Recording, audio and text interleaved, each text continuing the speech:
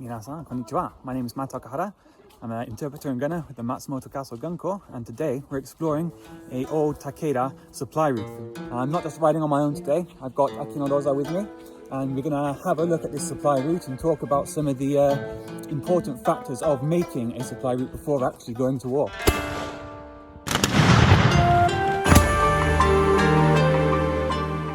Hi guys, this is Akino Rosa. Today I'm going riding with concealment. Actually, we are in the middle of riding. We have reached our destination, I guess, sort of the beginning of the destination. Logistics and transportation is a vital part of warfare, and before any of the famous battles of the Warring States era could have been fought, it was necessary for commanders and captains to get their forces into position. And today I'm exploring a supply road created by Takeda Shingen for his invasion of Shinshu. The famous samurai Takeda Shingen was a scholar of war, and in that respect he read a lot of Sun Tzu's work. And Sun Tzu spoke in great detail about the need to use terrain to your advantage, to supply your troops, and to also be able to outmaneuver the enemy. So let's look in a little bit of detail about what the art of war says and what Takeda Shingen applied during his invasion of Shinshu. Enemy commanders will be trying to guess what your next move is, so they will be trying to see the situation through your eyes. They will expect you to come by a certain route, calculating your speed based on the size of your force. That is why you need to have well-trained troops who can exceed the enemy's estimations. Your task as a commander is to guess what the enemy has guessed about you and to try to do something different, and to appear where you're not expected from. This is one of Sun Tzu's key lessons. So here we are at the road that Takeda Shingen created when he decided to attack Shinshu.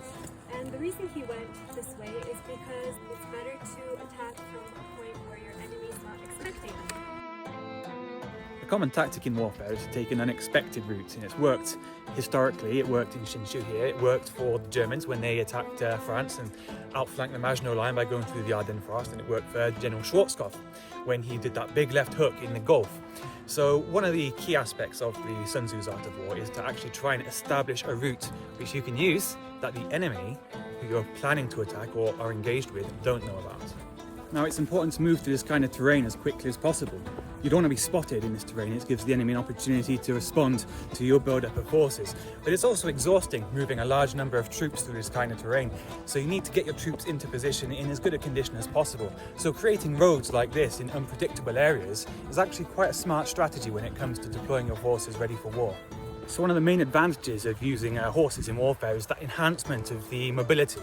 However, during the feudal age, the samurai were the only caste that were actually allowed to ride horses. They were the ones who could afford the horses and could afford to have land to graze the horses and afford to pay people or to have tenants that would look after the horses.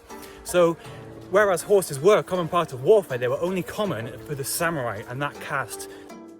Do not linger in territory in which you are expecting to be attacked.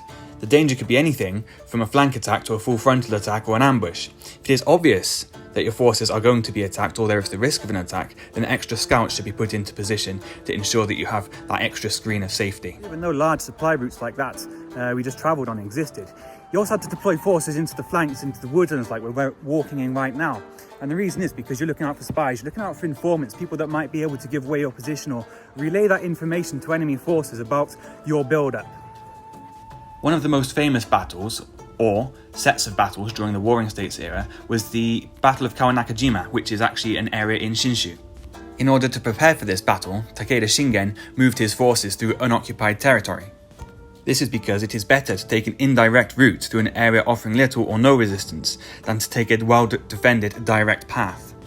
The route that Takeda Shingen created still exists today, and I asked Akino Rosa what she thought about the route.